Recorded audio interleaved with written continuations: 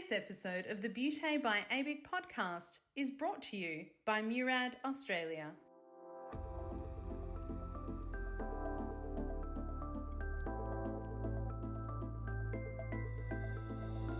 Hello and welcome to the Beauté by ABIC podcast, your online support community for the aesthetic and beauty industry. Here, we are strengthening and unifying the industry through representation, innovation, and education. This is a platform created and dedicated to the aesthetic and beauty industry, valuing unity and advancement. We serve to represent, support, and inspire you by connecting you with industry experts, expanding your knowledge through educational pieces, and bringing you the latest industry news. This is Beauté by ABIC.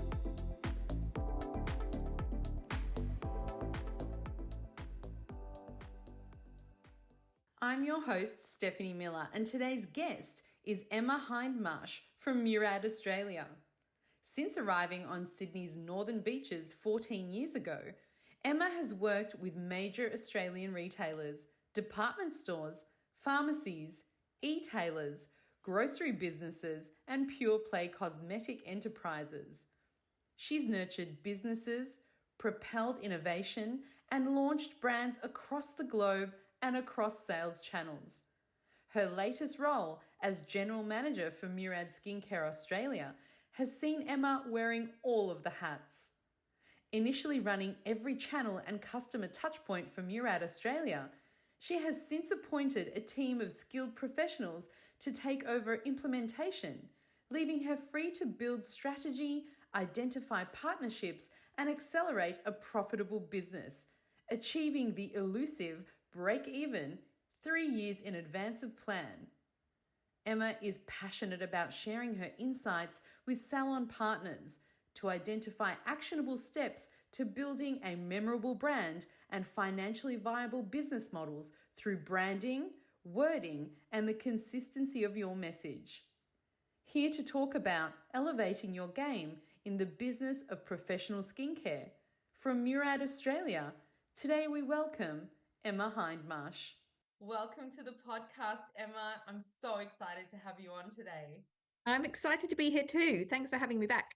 Well, you are super fun. We were talking about this before. We're going to have a good old fun conversation today, but we're going to be talking about so much learning for business owners out there and people that actually want to start their own business. But Emma, for those of you out there that haven't heard your story before, please tell us all about yourself, your background, and how you came to be in the beauty and aesthetic industry. Yes, when I was at school, I decided I really wanted to do languages. And the reason I wanted to do them was not because I was great at picking them up. It was because it gave me an opportunity to communicate with more people. And also I was quite good at the accents. So you might find me going off into some crazy accents here and there. In the UK, you generally don't study what you're going to do unless it's law or teaching or whatever. And so I studied languages at university, came out knowing how to do nothing other than talk to people. This is an interesting one for you. As part of one of my little moments abroad, I was in France working at Disneyland Paris. You're going to love it.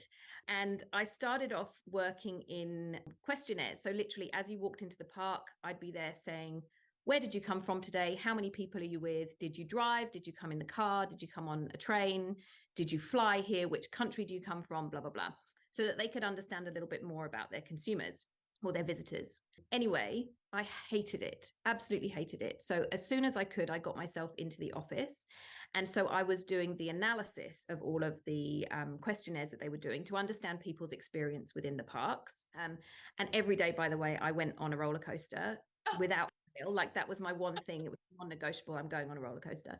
Anyway, so I came out of my degree with a degree in languages, French, German, Spanish, knowing how to do nothing other than analyze a bit of data. So I went into recruitment, and then from there, I tried to apply for every single company. I applied to L'Oreal in the UK. They happened to have a maternity position that came up for a role in their market research team in their luxury products division. And there was me and another candidate who was actually a market research professional, but she was very timid and very shy. And so they thought they needed somebody who's going to be able to get this job done. Okay. So that's how I first came into the cosmetics business. I was working on Lancôme, so I was doing a lot of skincare there, obviously more retail-based skincare. And then I moved into color cosmetics, I moved into fragrance, I did gift with purchase, I did all sorts of things. Moved on to a brand called Biotherm, which is an incredible skincare brand, a pharmacy brand in France. And that's where I really discovered my love of skin, because we talked to how the skin functions and we talked to what ingredients we're doing and we talked about hydration specifically. So roll on through my experience, went to work for a number of different companies, moved over to Australia, worked back at Biotherm in Australia, or Biotherm as they say in French, and then moved from that into professional hair care.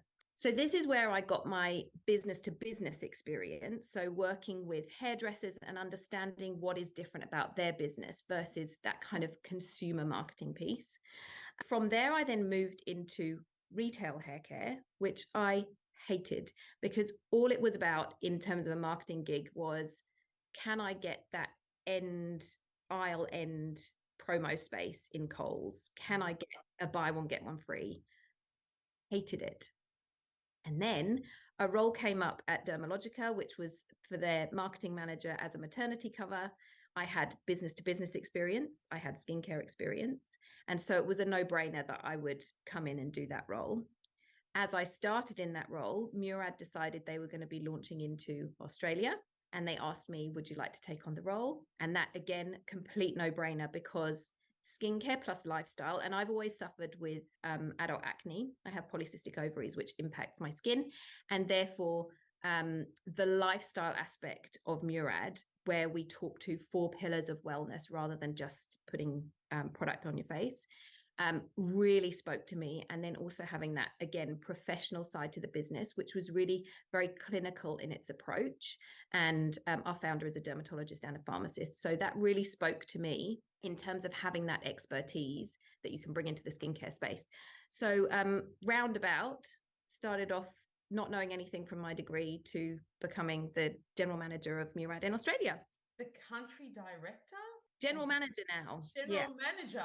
Yeah. On journey. Emma, wow. And you know, it all started with communication.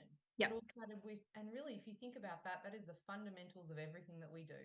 Yeah. Without communication, you don't have anything, and you're an expert in communication. And we can tell because the way that you speak is so eloquent and fun and lively. And you can imagine how that career progression sort of evolved into what it is now. And the incredible work you're doing with Murad, I tell you what, it's really standout. I always watch what you guys do and think, oh, they do it so well. They communicate so well. They speak with their audience so well. They're so engaging. How do they do that? And today you're here to talk to us all about business and communication and succeeding and success. And I think you've got a business success checklist, don't you? We do. Yes, we do. I love the sound of that. I mean, oh, goodness me. I'm like really wanting to delve into that. But before we do, let's just talk a little bit about the beauty world. How do you see what the highs and lows of our industry are right now? Tell us how you see the beauty world. Well, I think it's a wild ride, particularly at the moment. And really, for me, the only constant that there is within the world of beauty is that there's constant evolution. Everything's changing. The landscape varies so much. There are new brands, new technologies, new ingredients that come on the scene, as well as new ways of talking to our consumers and engaging them and treating them. And so I think that we're in a space where consumer trends are really important. Economic conditions are really important. And we're right in the thick of that right now as we speak. This week, the latest interest rate rise, boom. It just feels like we're kind of in this nervous space of who knows what's going on. Anyway, we at Murad tend to do things a little bit differently. So we have a beautiful way of talking about things. We don't talk about skin concerns. We talk about skin goals. So what I might do is talk about those highs and lows of what's going on in the industry. Start off with the lows so that you all know that it's not all depressing. We're coming to the highs. So I guess the biggest thing has been the pandemic, which we all know had a huge impact, particularly in our industry where so many people lost their livelihood. We had closures for so long within a lot of the states in Australia. And so it still does have a big impact on where we are and how we're being able to grow our own businesses. But then what it also does is it's had a massive impact on consumers and how we work and what we do in our daily lives. And the really crushing thing is that so many businesses did lose their livelihood, and disproportionately women within our space, right? Which is just awful. However, it has also meant that there's been a big surge in the practice of dermatology and nurse injectors. And so people are setting up those even smaller niche businesses that are really kind of growing our industry.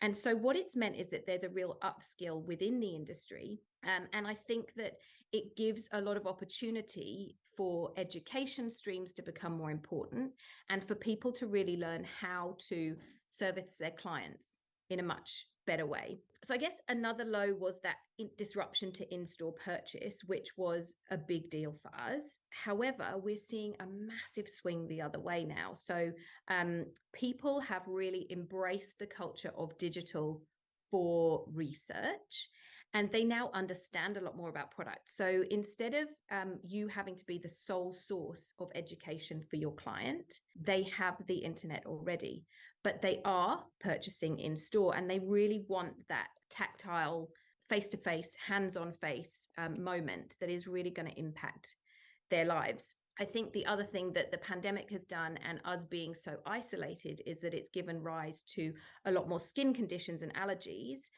So bad on an individual level, but really great because people can niche down into those areas and really give education and understanding as to why those things are happening, and then be able to solve those issues as well. We as a company saw supply chain disruptions, which were wild. Obviously, the knock-on from that has been increased costs.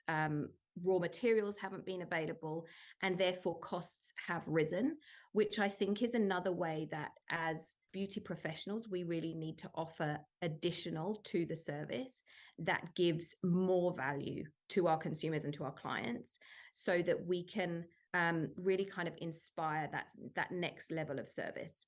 Anyway, talking about the highs. So those are the lows. I know I gave a few highs within there as well. Oh, you did. You mixed them in nicely. Yeah. So moving on to the highs. So as I mentioned, in-store experience is king, and people live for those real small moments of connection. And I think that that's much easier to deliver in person than online. You know, you can have a personality online, but what really comes across is when you have that physical contact with somebody. And even if it's just a phone call, it's so much more than just an online piece. Absolutely. So what I think is that we really need to drive that experience so that everyone who walks through your door is getting that consistent experience and understanding of what you're offering to them. And that will really keep them coming back. So clients are also really tech savvy. They understand what is going on. They understand technology. They hear about technologies, which before they never would have done, right? Like as a consumer, I would never have known what radio frequency was. I would never have known about PRP. But because we are now having those conversations, the power stands in the client's hands, and you can then offer them additional information and kind of be that yes and no person between, oh, that's the myth, busted type thing. Their guide, if you will. Exactly their guide. And I think that that has always been the case, but I feel like it's even more so now because they do have that extra bit of information and they do have that extra understanding. You are still the expert, and I think that you can really drive that within. I think that what it does is it excites the consumer. People think, oh no, it's not a great thing because they already know so much and they know what they don't want. Actually, they know a whole bunch of stuff that's excited them. So they come in, Yes. what's this and what's that? And oh, I want to find out about what this particular treatment can do. And you have the ability to then kind of funnel that excitement into the right direction and into the right treatment program for them. They're already primed. Yeah. And I think that there have been some great businesses that have launched that are specific to those areas. So as an example, cold therapy is everywhere at the moment. And so I think people understand that. And there have been a lot of businesses pop up with these kind of cold immersions. A lot of businesses pop up with needling. And so as people start to understand the benefit to their skin, they ask the expert who they know, well, what about skin needling for me? And so that again is a way that you can upskill in your own business to kind of really give that expertise and service that people want, plus then the results, which we're all obviously looking for. So I think that the other piece is that there's been a lot of advancement in technology. So while we had issues with raw ingredients that weren't available, what we've had to do is adapt and create advancements in technology. So on a personal level, at Murad, we have an incredible new encapsulation technology that we're using for our latest product, which is called Retinal Resculpt.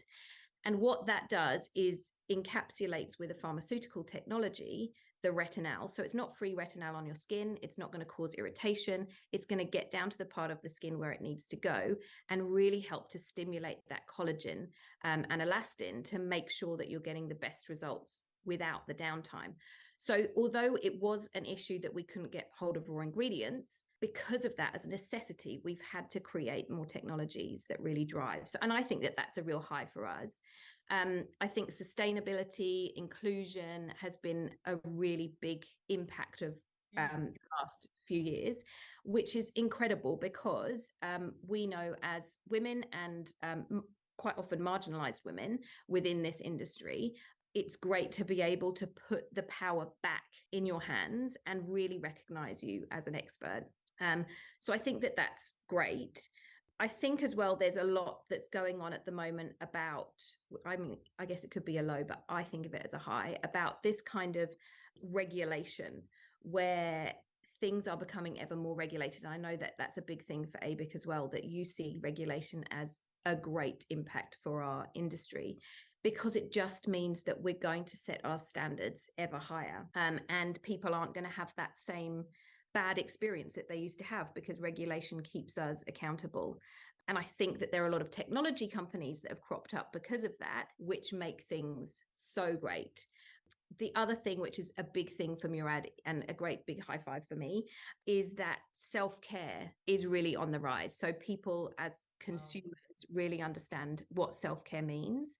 We have talked about self-care since doctors started consulting 50 years ago. He launched his company in 1989, and he's always talked to wellness. He's always talked to self-care. And I think that as people start to come around to that, the impact that it has on their lives and on their skin is dramatic. So for me, that's, again, another big piece to the puzzle and a big tick as far as I'm concerned. So those are my rambly highs and lows for you. Gosh, I love that. You know, I love it when I have a guest on that's so in touch with what's happening out there. Obviously, that's a big part of ABIC. We identify trends. We help businesses in our space to excel and succeed. And that's really like trying to get the crystal ball out and see what's going to happen in the future. How can we guide? And to have a member such as yourself who is so forward thinking that that's what you do for your clients, your stockists and your partners. That is so beautiful to know that you actually direct a lot of your energy to that area. Yeah. And we were talking about you kept talking on like the highs and lows. How do we apply that in our business? You know, how do we get the most out of what's happening in the trends right now? And you're talking about that business checklist. What do you think are the three, I suppose, most standout, most important components when it comes to business success? I think that what we forget very often, not only in the beauty industry, but everywhere, is that we are all entrepreneurs and we all own our own brand. So I own the Emma brand, you own the Steph brand, and whoever we are, we're constantly building that brand. So I talked about, my experience from uni through to where I am today. That's all been about branding myself and looking at my career as an entrepreneurial pathway. So I think that even if you are the most junior member of a clinic team, you still own your own brand, and you can have people queuing out the door for the experience that you're offering. And that drives such expertise within the industry. So I think that that's one of the big things. My three, I guess, most important components to answer the question more succinctly. The business owner, I think, is a really important part, because for a business to thrive, it just doesn't require a good location, which I think in the past it did. It doesn't just need a beautiful clinic.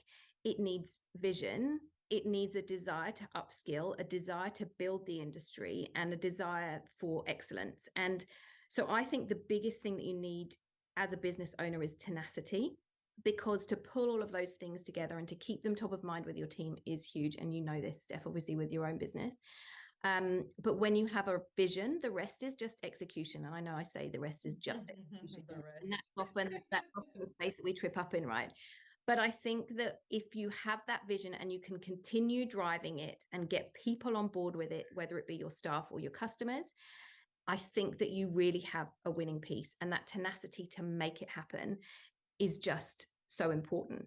Plus, when you have the vision and driven through that person, your socials are informed by it, your physical space is informed by it, your client interactions are all informed by it. So the vision really does drive it all, and that person that owns the vision is the one that's the big driver. So secondly, and this kind of links in, the people, so staff, suppliers, and clients. So it's kind of the magical trifecta, I guess, of what we're looking for. And we all know that it's easier said than done. Again, execution, easy. Trifecta of clients, staff, product companies, not easy to get those all right.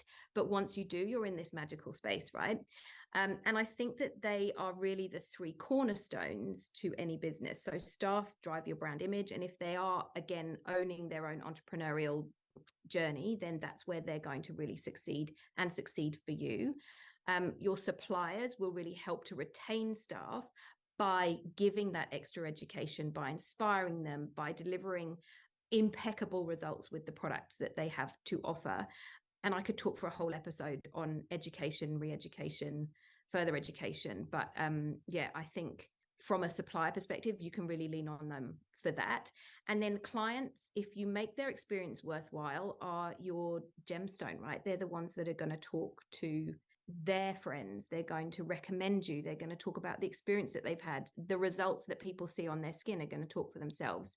So I think that as long as you remain consistent in that vision and also in the experience, then that's where your clients can really be, again, a gemstone for you. And then finally, I think the brand. And when I talk about the brand, I don't mean the logo that you choose or the bags that you use or the brand that you're working with or the products that you're using. What I'm talking about is creating this unique identity and experience. And I think, as I mentioned before, experience is king. That is what branding is now. It's kind of all encompassing. How do clients book their appointments? How do they confirm appointments? How do you welcome your clients in? What's your consultation process? And by the way, at Murad, we're creating a very old school way of consulting with clients, which is very much about the clinical aspect of our brand. And it's all about checking on blood pressure pre and post treatment. And you see a dramatic decrease in blood pressure when you've had a treatment. Because as part of our protocols, we also use acupressure, we use drainage techniques, which really relax people as well as giving them that clinical treatment.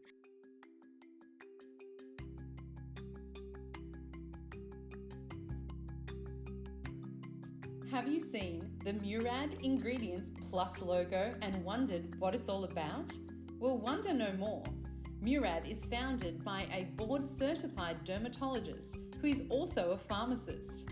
The team blend precise formulations, working with actives and combining them with ingredients and technologies to deliver transformational results. Ingredients plus encapsulation. Ingredients plus formulation. Ingredients plus sensorials. All of these pluses add up to deliver jaw-dropping results.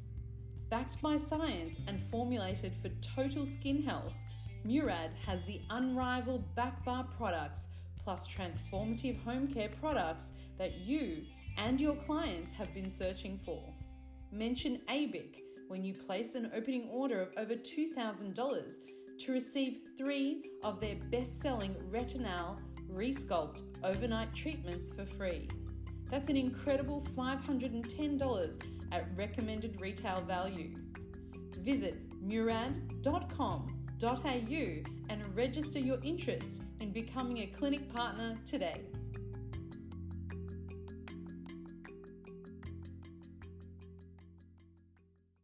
So we've come full circle. We're not doing this kind of quick fix anymore. We're doing much more of a whole person approach to our consultation process. And if you can embrace things like that within your clinic, then that is what is really going to drive who you are and the experience that people are looking for. And I guess as a little aside to this, as a customer, as a client, I find the retail side of things. So we don't talk about retailing at Murad. We talk about educating. And if I go somewhere and have a treatment and somebody doesn't recommend products to me at the end, I find that that's negligent because I need the upkeep. Even if it's just telling me I need to wear an SPF after I've had an invasive treatment, I feel like that's an extension of the service you offer. It's not retailing. It's not a dirty word. It's not salesy. It's just offering a service to your clients. And it's something that they want to know from you, the expert. So there are a whole lot of branding options. But what I think the easiest way for you to understand what you want to do in your clinic is just to go to somebody and experience start to finish that whole treatment process yourself. And you can nitpick. You can say, oh, I didn't like the way they said hello. I didn't like the bed that they used. I didn't like where they told me throw your clothes on a chair, throw them on the floor.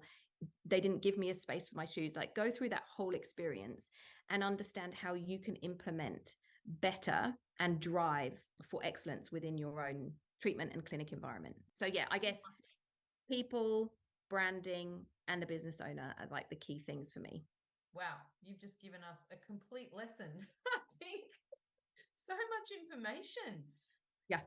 And valuable information too, information that we can actually go off and implement, which is honestly very rare, Emma, you know, to get that type of detail just in a short spurt. I think I've just madly taken notes and I'm the host. So I can imagine everybody listening in thinking, wow, my mind's just blown.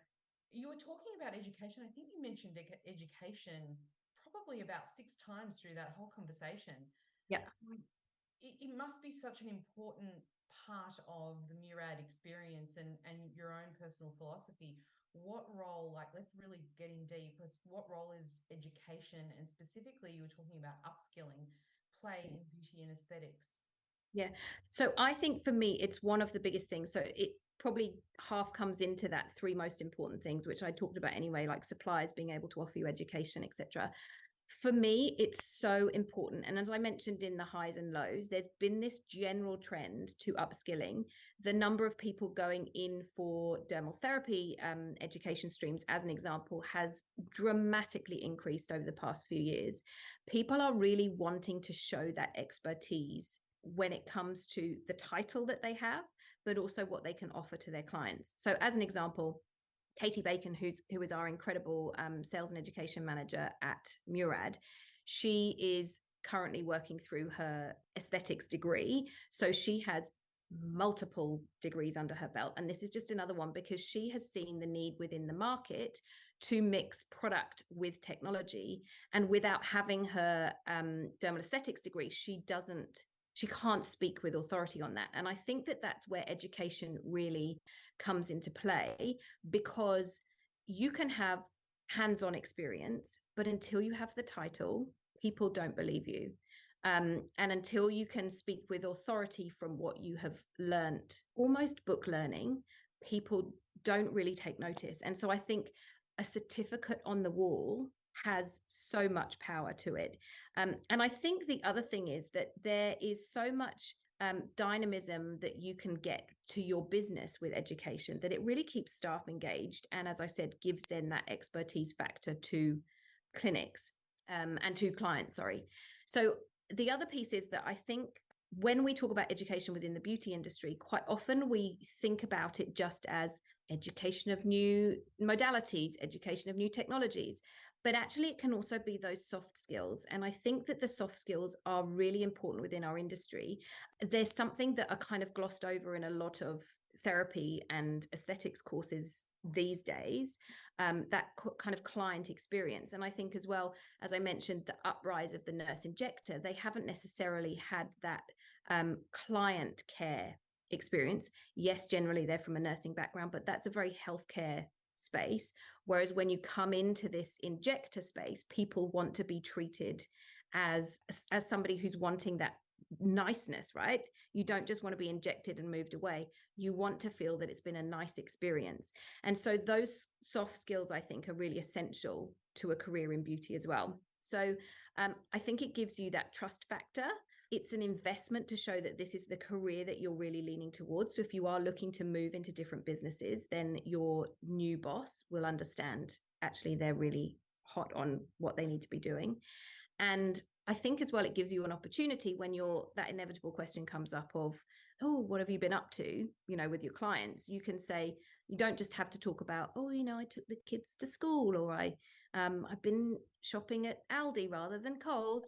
You actually then go through this more in-depth conversation about how you are supporting them and how you are servicing them better with the education that you're taking part in.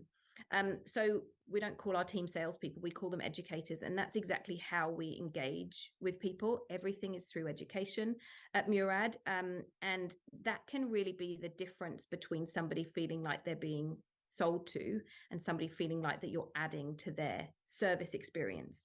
So we are an ever-evolving industry. And I feel like if you don't move on with education, then you get completely left behind. Education is really a big way to keep up and keep driving the industry forward. You mentioned partners as a key role in education. We partner with obviously supplier and brands such as yourself. You mentioned really leaning on your suppliers, and that can be such a wonderful thing. If your supplier is focused on, as you were saying, education, Yep.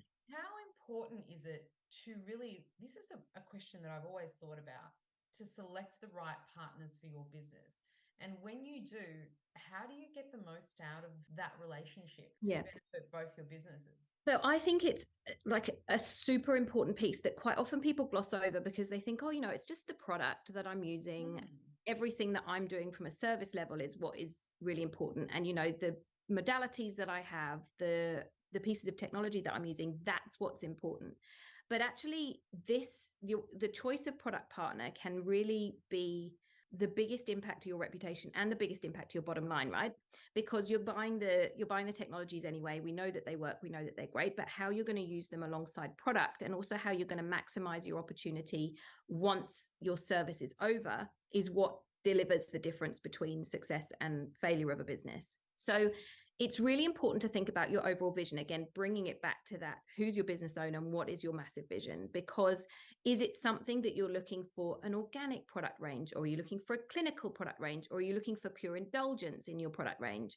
Are you looking for products that deliver sensorials, or are you looking for visible results? And what is your aesthetic within a clinic environment? Do you love color, or do you want something that's a little more beige, which is not a bad thing? I know that we all talk about beige as a bad thing these days, but so I guess what you need to think about is the quality of the products that you're using. Is it going to deliver what your clients expect? Does it align with your vision for who you are?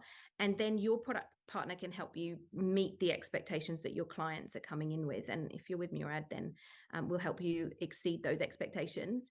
But I think what you really need to do when you're thinking about a product company is vet them for compliance and safety. You need to know that they cater to a whole raft of clinical needs, obviously dependent on what your clinic is really focusing on. How do they deal with reactions? What's their return policy? What education do they deliver so that you can deliver better outcomes for your clients?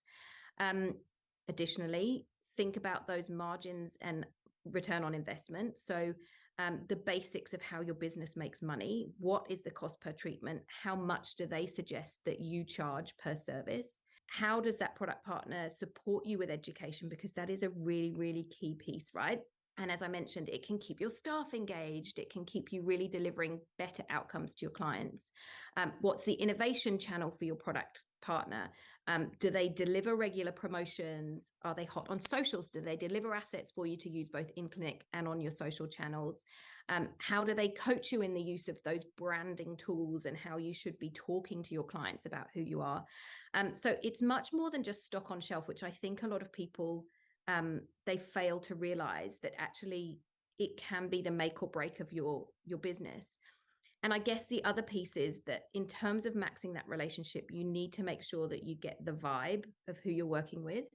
And at Murad, we have really open and honest communication with who we work with. And sometimes we say no because you need to have the same vibe as the product company, right? And you are an extension of who they are as a brand, and they are an extension of who you are. So it's this mutually beneficial relationship where it's not just take the latest product, it's how are they supporting you? What are they doing? And how do they fit with who you are? I think the other thing that you can do, which instead of thinking about sales calls, you request a regular touch base and you work at it as a business together. I think you need to have that open and honest dialogue with your sales rep or education consultant or whoever they call themselves in terms of their title.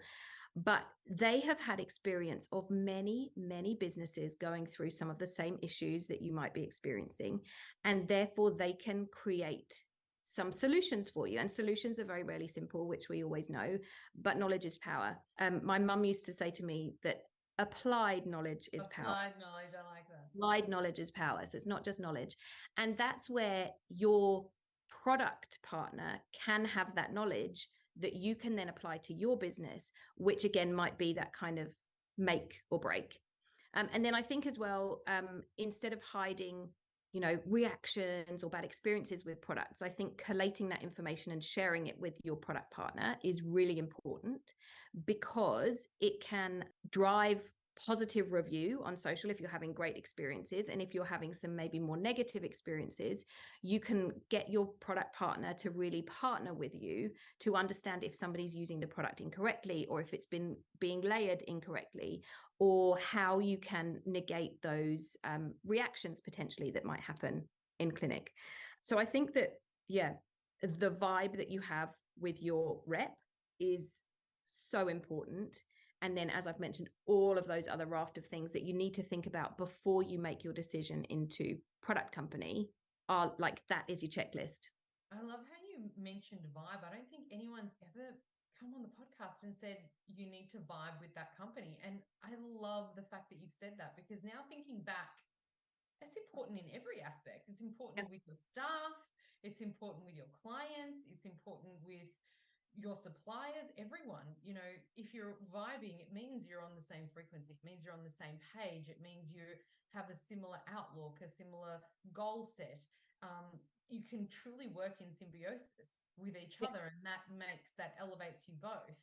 And it's something we don't often talk about. And I love that you mentioned that. It kind of opens up the door to so many things, even just interactions with people. How important is vibe, and can you create that artificially? I'm not sure, but it happens quite magically in certain situations, especially when you're talking about this thing that people call a dirty word now, and that's networking, especially in our industry.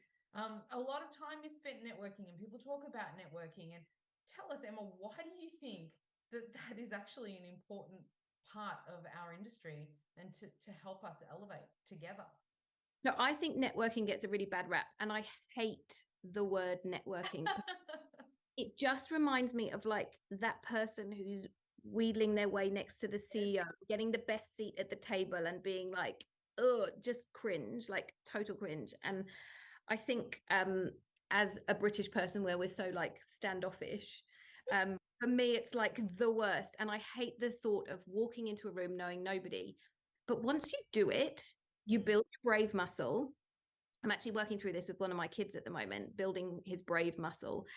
And it is a muscle within your brain that you can train to not hate walking into situations where you don't know people and to really embrace that space, right?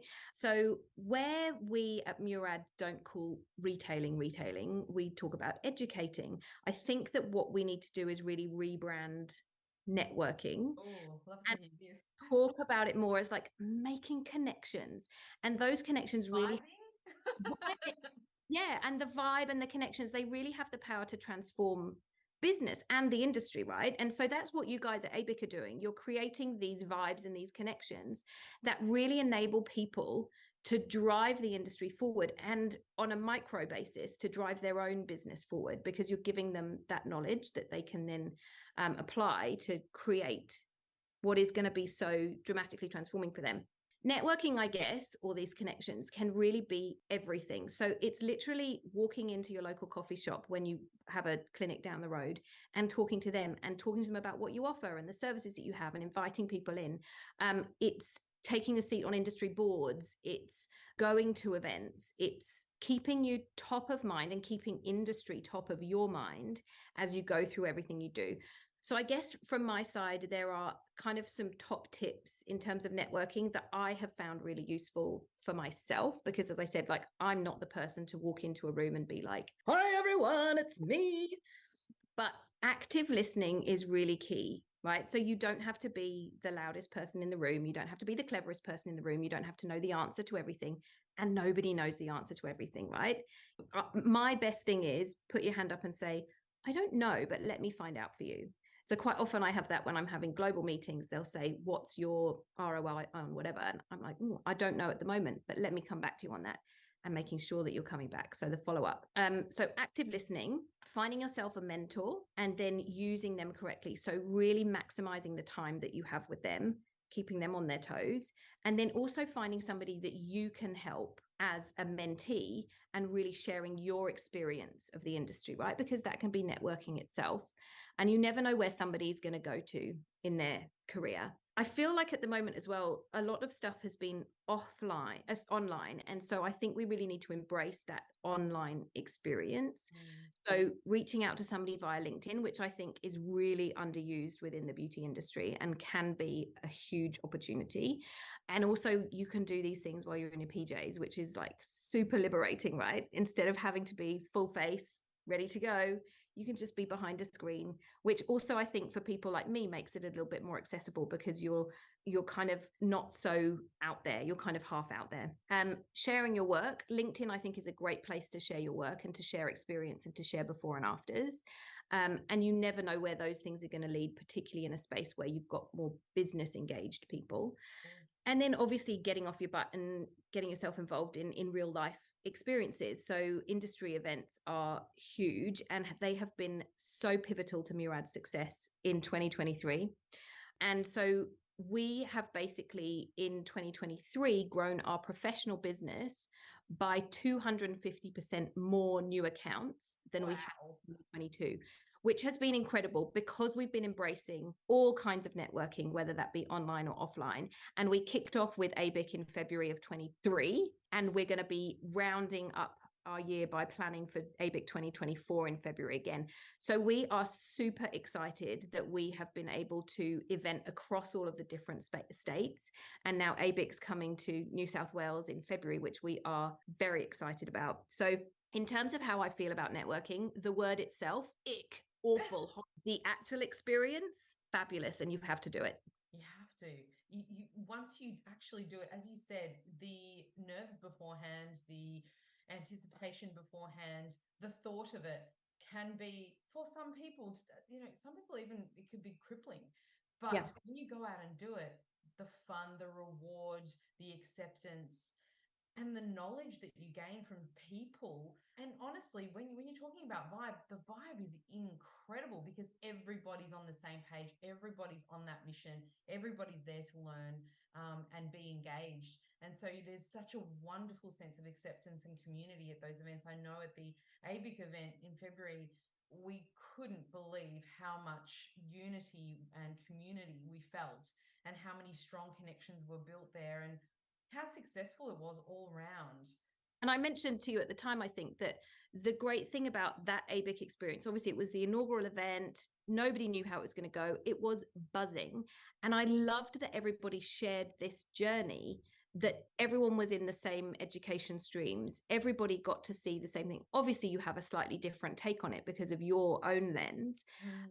But I loved that everybody got to see who you guys were and also how you're really building this future of the industry, which is the ultimate goal of ABIC, right? It's securing the future of beauty and kind of takes on all of those things that we've talked about so far today, like the regulations, the branding piece, the HR, staffing, how you retain clients, plus the education, which is obviously a really huge part of what you guys are pushing for as well. No, absolutely. We are very focused on elevating all businesses within our industry, and as you were saying, so many women in our industry and so many women benefit from this, and I think that's a really important thing that we can do is hold networking events and spaces for everybody in our industry to come together, not for profit, not because we want to make an event because we're event planners, or we are, sure, there are events out there maybe that are, bells and whistles and, all these things, but our events work because the focus is pure play education. It is pure play connection and elevation of your standards and of your own business and of your own brand.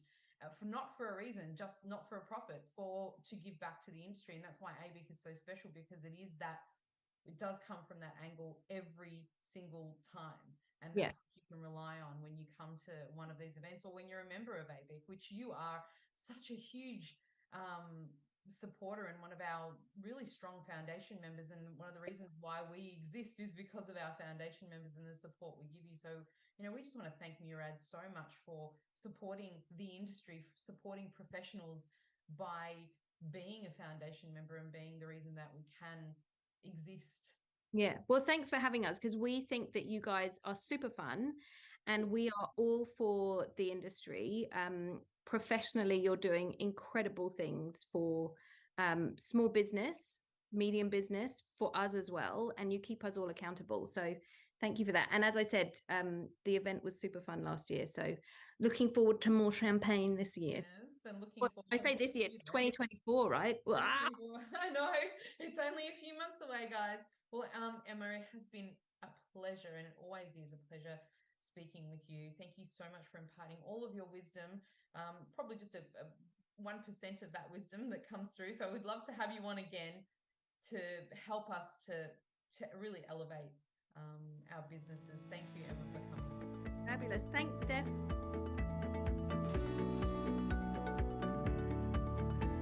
You've reached the end of another episode of the Beauty by ABIC podcast, your online support community for the aesthetic and beauty industry. Thank you for listening, and until next time, stay connected.